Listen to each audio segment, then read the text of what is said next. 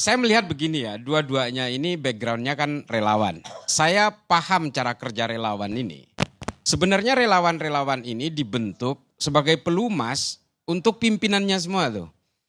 Jadi relawan ini memang berangkat dari sikap pragmatis sebenarnya. Tidak pernah berangkat dari sikap yang idealis. Itu saya rasakan karena saya juga menjadi relawan dan saya lama menjadi penyembah berhala itu. Jadi saya dunia relawan ini saya tunggu dulu, siapa berhala yang ada maksud? nggak perlu dijelaskan itu. Jadi saya merasakan betul ya bagaimana dunia relawan ini sebenarnya memang sangat pragmatis. Dia ya dengan segala anggaran dan sebagainya itu. Jadi kalau kemudian ketua relawan-relawan ini menjadi pejabat atau menjadi komisaris, kita berharap meritokrasi itu nggak ada. Nggak bakal ada. Karena dia memang sudah berangkat dari sikap-sikap yang sangat pragmatis. Dari awal tuh. Dia memang terlibat dalam transaksi-transaksi dukung-mendukung politik. Salah satu contohnya ya Noel ini. Noel itu kan berubah-berubah itu. Dulu dia Jokowi mania. Sempat dia membuat Ganjar mania karena dia salah menerjemahkan sikap Jokowi di endingnya. Last resortnya Jokowi dia salah memaknai itu. Dia sempat membuat Ganjar mania. Setelah tahu bahwa Jokowi mendukung Prabowo, dia langsung banting setir menjadi Prabowo mania 08 itu. Nah ini adalah contoh bagaimana relawan-relawan itu melakukan sikap-sikap pragmatis dan transaksi politik. Hanya untuk kepentingan-kepentingan ketuanya. Ini mohon maaf. Ketua-ketua relawan jangan tersinggung. Karena pada akhirnya memang kurcaci-kurcaci di relawan itu akhirnya hanya menjadi tim hore aja. Yang menjadi yang mendapat jabatan komisaris dan sebagainya kan buktinya Sylvester Matutina. Yang mendapat jabatan wamen pada akhirnya kan seperti orang-orang seperti Noel gitu. Nah, apakah kita berharap satu integritas, satu kapabilitas atau kredibilitas dari mereka? Enggak ada, memang dari awal dia lahir dari sikap-sikap yang pragmatis dan transaksional yang pada akhirnya dilakukan oleh Noel.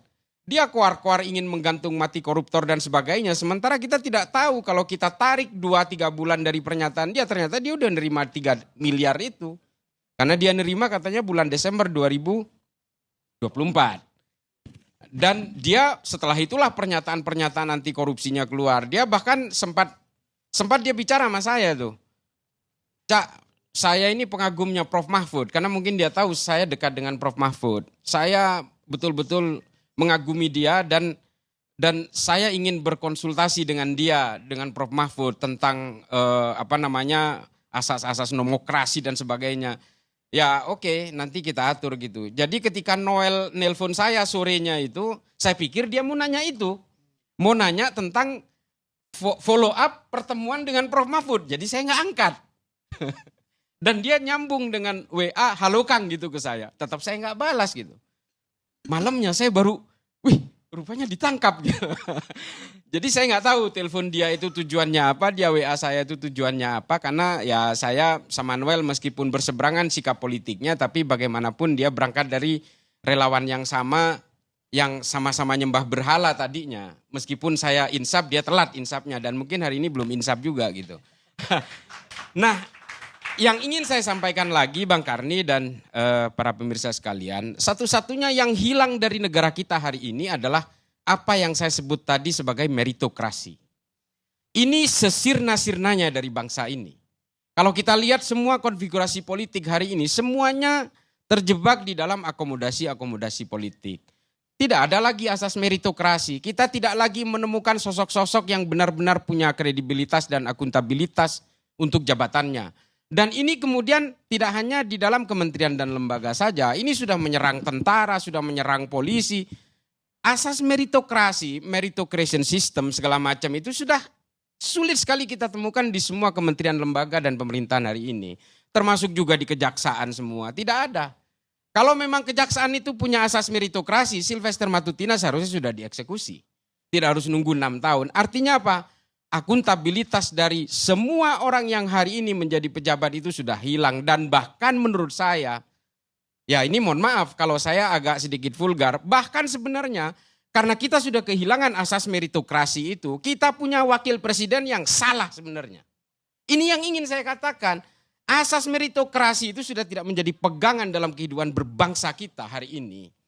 Dan itu akhirnya menjadi penyakit menular di semua kelembagaan, di semua struktur. BUMN hari ini tidak menghasilkan uang. Ya gimana orang semua komisarisnya dari relawan semua. Mereka punya apa? Bisa melakukan apa untuk BUMN yang seharusnya menjadi tanggung renteng menghasilkan uang untuk negara ini? Enggak ada. Kita bermimpi dan antara akan menjadi super holding seperti Temasek. Kalau komisarisnya itu diisi oleh relawan-relawan yang sebenarnya nggak bisa apa-apa, ya kita bisa berbuat apa? Nggak ada. Itu kemudian menjadi PR besar bagi bangsa ini. Bagaimana caranya kita harus membangun revolusi mental yang betul-betul revolusioner. Bukan hanya omon-omon, bukan hanya sekedar retorika. Revolusi mental ini jangan sampai menjadi revolusi kejiwaan dari kita semua. Kita semua menjadi orang gila yang harus disembuhkan karena begini loh, kita akan bisa menyelesaikan semua persoalan bangsa ini, krisis keuangan, krisis fiskal dan sebagainya itu, kalau asas meritokrasi itu betul-betul bisa terbangun dan terbentuk di bangsa ini. Saya kira itu aja dulu lah. Soal debatnya nanti itu. Saya kira terima kasih Bang. Udah benar, untung duluan beliau.